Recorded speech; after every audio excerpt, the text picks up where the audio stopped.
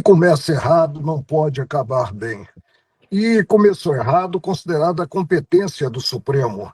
A competência do Supremo está na Constituição Federal e o preceito é exaustivo. O Supremo não é competente para julgar cidadão comum, para julgar originariamente ex-presidente da República, ex-deputado federal ou ex-senador. Basta que indaguemos. O atual presidente, quando respondeu criminalmente, ele o fez aonde? Na 13ª Vara Criminal de Curitiba. A legislação não mudou. Por que o ex-presidente Bolsonaro está a responder no Supremo? Isso é inexplicável. E a história em si é impiedosa, vai cobrar essa postura do Supremo, inclusive quanto àqueles que participaram das arruaças de 8 de janeiro, que são cidadãos comuns. Quando o Supremo decide, não cabe recurso a um órgão revisor. Então, o devido processo legal fica prejudicado. Não se avança culturalmente assim, maltratando a lei das leis, que é a Constituição Federal. Agora, o momento é de temperança, é de buscar-se a correção de rumos sem atropelo, principalmente sem partir-se, como que, para uma censura prévia. Isso é incompreensível em um Estado democrático de direito. O senhor vê, então, nessa decisão de Moraes, censura. Em quais pontos exatamente, ministro? Quando ele proíbe a participação em rede social, quando ele proíbe e aí passa a apenar o cidadão, que o cidadão mantenha um diálogo com terceiros e impõe, pior do que isso, impõe a um ex-presidente da República algo que é humilhante, que é o uso tornozeleira. Para quê? Qual é o receio dele fugir? Não pode haver esse receio. Em direito penal, o meio justifica o fim, jamais o fim ao meio, sob pena de termos aí a Babel, de termos um contexto que não se mostrará harmônico com a Constituição Federal. Inclusive, eu tenho lido o noticiário e ele não definiu bem o alcance dessa censura prévia. Censura, considerada os ares democráticos da Constituição de 1988, é inimaginável. Qual é a medula do Estado? A liberdade de expressão. Agora, prejudicados, sim, podem entrar com ação visando responsabilizar quem direito penalmente e civilmente. Eu não vejo com bons olhos e fico muito triste porque o desgaste do Supremo, o desgaste institucional é enorme. Puxando aí pelo Supremo, o senhor acha que o caminho do Supremo, o Supremo caminha para onde nesse momento? Não sei. Basta considerar que houve uma emenda regimental deslocando a competência do plenário para as turmas em processo crime. Estive 31 anos na bancada do Supremo e nunca julgamos em turma processo crime. Alguma coisa está errada. Eu espero que não se chegue a julgar processo crime individualmente, monocraticamente. Ministro, em relação às decisões de Moraes, e neste caso específico de julgamento dessas decisões sobre o ex-presidente Jair Bolsonaro, o senhor acha que o que está movendo ou embasando essas decisões de Moraes, hein?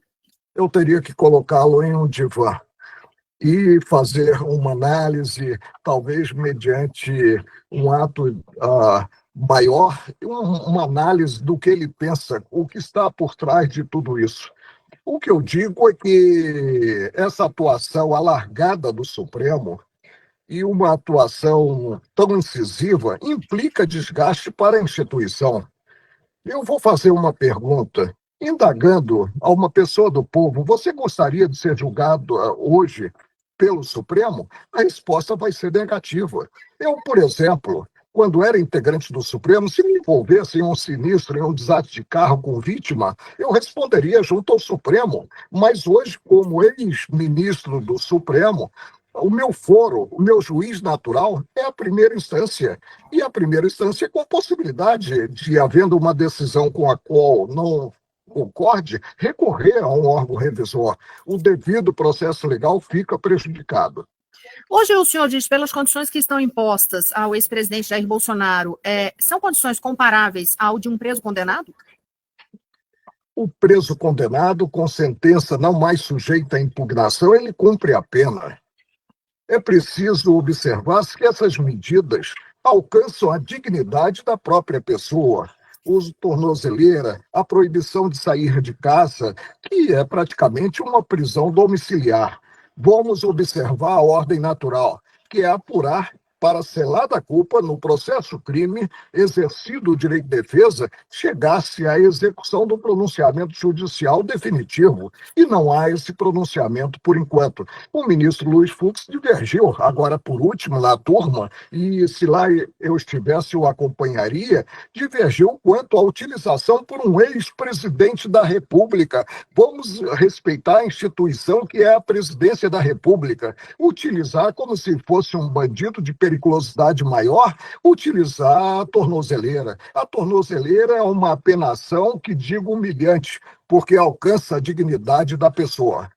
Por que o senhor acredita, então, que os ministros têm acompanhado na turma, em maioria, as decisões de Moraes? Porque Fux ficou voz isolada. É um espírito de corpo que não deveria haver. Quando formei no colegiado, me manifestava espontaneamente, segundo o meu convencimento, não me importando em somar voto. Não há campo para solidariedade no órgão julgador. Cada integrante do órgão julgador deve atuar com absoluta independência, evidentemente acompanhando o colega no que se convencer do acerto da proposição desse colega. O senhor vê alguma previsão, assim, alguma perspectiva de mudança de cenário nesse comportamento da corte a partir do momento que houver mudança na presidência em setembro? Se sim, por quê? O presidente, ele é um coordenador dos trabalhos. Ele não é um superior hierárquico. E cada qual é que tem que compreender a envergadura da cadeira e a importância dos atos que pratique. E aí buscar praticar atos afinados com a legislação, com o arcabouço normativo. Eu repito, o Supremo hoje está na vitrine e é alvo de imensas críticas. Eu, por exemplo, saio, as pessoas me reconhecem na rua, eu nunca fui hostilizado como juiz, e reclamam do Supremo.